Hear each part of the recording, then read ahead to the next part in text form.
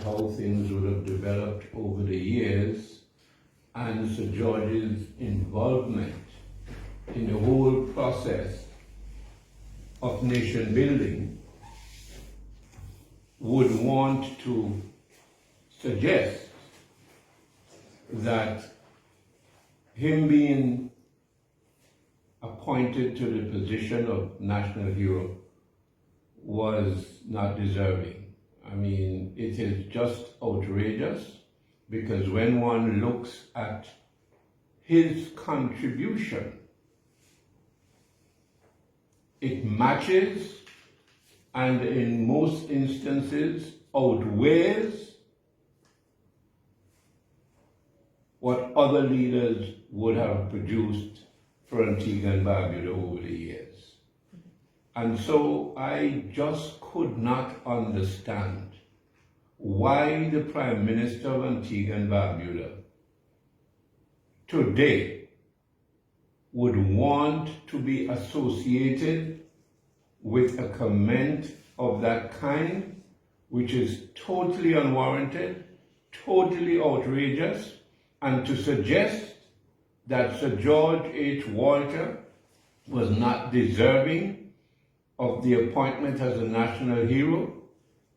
I can't understand why any reasonable person in Antigua and Barbuda would identify and support such an outrageous comment made by the Prime Minister of Antigua and Barbuda.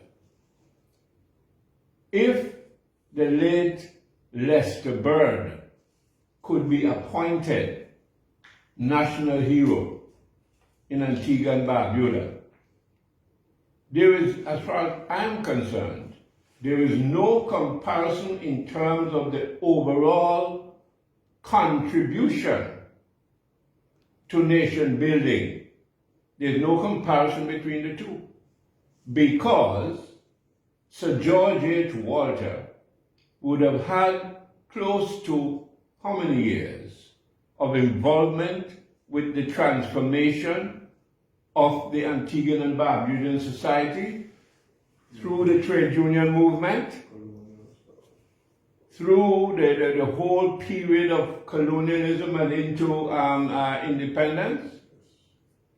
And in addition to that, his stint for one term as Premier of Antigua and Barbuda, and what he was able to do as leader of that administration in the whole process of transformation and developing Antigua and Barbuda for 5 years.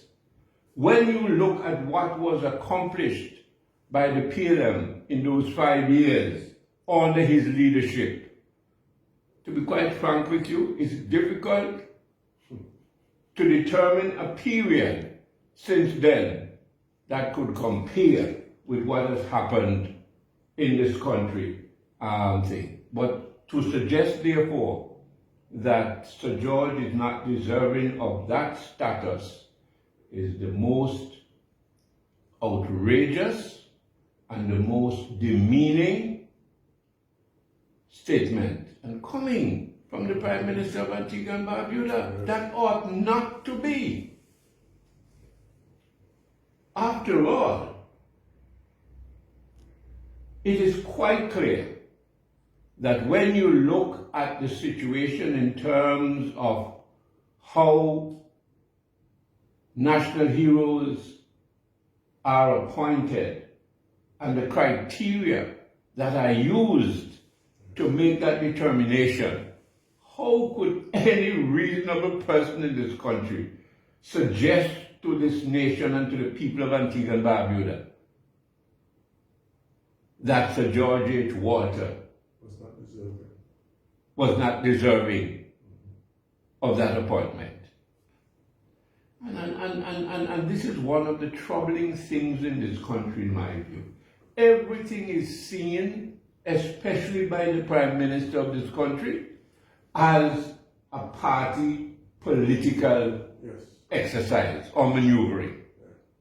Where did this come from? What is the justification for such a comment at this time? Such an attack. Well, really, I agree. Such an attack on the late Sir George H. Walter. What would have motivated it? Is it based on politics and trying to use that as a means of galvanizing, as the General Secretary would have said, the base of the Labour Party, and in order to do that you have to denounce and denigrate and so on individuals like Sir George H. Walter. So it is most unfortunate and completely unwarranted. And as far as I'm concerned, I agree with the position of the General Secretary of the Antigua and Barbuda Workers' Union that the Prime Minister should be called upon to retract and apologize for such an outrageous and unwarranted statement.